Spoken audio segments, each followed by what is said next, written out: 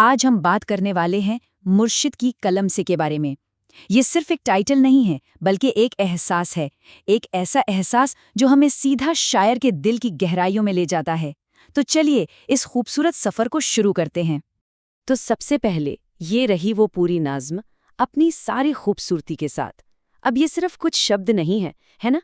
ये तो एक पूरा सफ़र है, एक इंसान के दिल टूटने के दर्द से शुरू होकर एक ऐसी विरासत बनने तक का सफ़र जो कभी ख़त्म नहीं होती।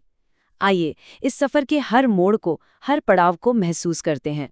तो हमारा पहला पड़ाव है इश्क का दर्द। हाँ, वही टीस, वही एहसास जिससे शायद हम सब कभी न कभी गुजरे हैं। ये नज़्म इसी जाने पहचाने दर्द की बुनियाद पर बनी है। नज़्म शुरू होती है इन लाइनों से।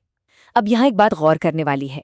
शायर यहाँ कोई शिकायत नहीं कर रहा, किसी पर इल्ज़ाम नहीं लगा रहा। नहीं, वो बस एक बड़ी सीधी, सच्ची और गहरी बात कह रहा है कि भाई, इश्क का दर्द दिल को बहुत तकलीफ देता है और अपने महबूब के साथ गुजारे वो पल अब बहुत ज्यादा याद आते हैं। यहाँ कड़वाहट नहीं है, बस एक ठहरा हुआ सा, ईमानदार सा दुख है। तो सवाल उठता है, ये दर्द इश्क है क्या चीज़? देखिए, ये कोई मामूली दर्द नहीं है। ये वो गहरा वाला दुख है, वो तड़प है जो मोहब्बत और फिर जुदाई के बाद महसूस होती है। ये वो खालीपन है जो किसी के जाने के बाद हमारी जिंदगी में हमेशा के लिए बस जाता है। और कमाल की बात देखिए, नज़्म की शुरुआत किसी गुस्से से, किसी नफरत से नहीं होती, बल्कि एक टीस से होती है जो लगातार बनी रहती है। ये दर्द खुद मोहब्बत का है और साथ में है वो ज़बरदस्त यादें जब सब कुछ ठीक था। शायर की हालत बिल्कुल साफ है, बस गहरा दुख और यादें। अच्छा, तो दिल में इतना दर्द है तो सुकून मिलेगा कहाँ? इंसान कहाँ जाता है? चलिए नज़्म के अगले हिस्से में चलते हैं, जहाँ शायर हमें एक ऐसी ही तलाश पर ले जा रहा है, एक ऐसी जगह पर जिसे मैखाना कहा गया है। यहाँ पर शायर समझे खुद से ही बात कर रहा है, या शायद अपने जैसे किसी टूटे हुए दिल वाले से कह रहा है कि ये बर्बाद आशिक, थोड़ा सब्र रख, हिम्मत से काम ले, क्योंकि इस मैखाने में जाम का दौर बार बार आता है। और यहीं से नज़्म एक बहुत ही दिलचस्प मोड़ लेती है। अब इस शेर में एक शब्द है जो बहुत ज़रूरी है, ज़ब्त। इसका मतलब क्या है? इसका मतलब है सब्र, कंट्रोल, वो हिम्मत जो इंसान को ज़बरदस्त दर्द के बावजूद टूटने से बचाती है। तो शायर असल में कह रहा है कि हिम्मत मत हारो, सब्र करो, उम्मीद अभी भी जिंदा है। और अब आता है सबसे दिलचस्प हिस्सा। ये जो मैखाना है ना, ये सिर्फ एक बार नहीं है। सूफी शायरी में इन शब्दों के मतलब बहुत बहुत गहरे होते हैं। चलिए जरा इसको तोड़कर समझते हैं। मैखाना मतलब दुनिया, एक इम्तिहान की जगह जहां हमारी आत्मा की परीक्षा होती है। साकी कौन? वो जो पिला रहा है, यानी कोई गुरु या फिर ऊपर वाला।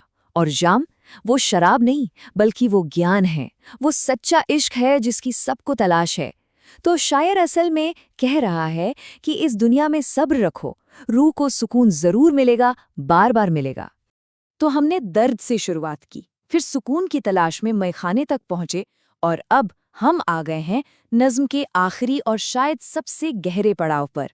ये पड़ाव है विरासत का, कहानियों की एक ऐसी गूंज का जो वक्त को भी मात दे देती है। और देखिए नज़्म ख़त्म कैसे होती है। शायर अपना नाम राज इस्तेमाल करके कहता है कि ज़माने बीत गए उस दरवेश को देखे हुए, लेकिन उसका शागिर्द, उसका मुरीद आज भी उसके किस्से सुनाता है, और बहुत सुनाता है।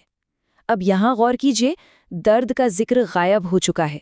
अब यहाँ यादें हैं, लेकिन एक नए और ज्यादा ताकतवर अंदाज में। तो ये दो किरदार कौन हैं? दरवेश और मुरीद। सीधा सा मतलब है गुरु और चेला।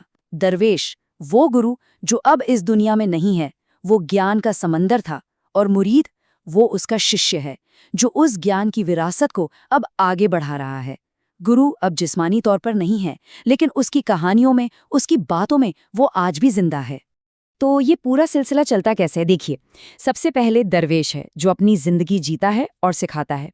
फिर वक्त गुजरता है, वो चला जाता है, लेकिन कहानी खत्म नहीं होती। क्यों? क्योंकि उसका मुरीद, उसका शिष्य उसकी कहानियों के जरिए उसे जिंदा रखता है, और ये सिलसिला ऐसे ही चलता रहता है। तो पूरी बात का निचोड़ क्या निकला? जो दर्द एक इंसान के दिल से शुरू हुआ था, वो अब सिर्फ उसका नहीं रहा, वो एक बहुत बड़ी परंपरा का, एक विरासत का हिस्सा बन गया है। वो दर्द कहानियों में ढल गया है जो गुरु से शिष्य तक का सफर करती हैं। यानी दर्द को एक मकसद मिल गया, और वो मकसद है विरासत को जिंदा रखना। और जाते जाते ये नज़्म एक सवाल हम सबके लिए छोड़ जाती है। हम सब किन की कहानियों को लेकर आगे बढ़ रहे हैं? हमारे बड़ों की, हमारे उस्तादों की कौन सी बातें हैं जो हमारी जुबान पर रहती हैं? और सबसे बड़ा सवाल, वो कहानियां हमें एक इंसान के तौर पर क्या बनाती हैं?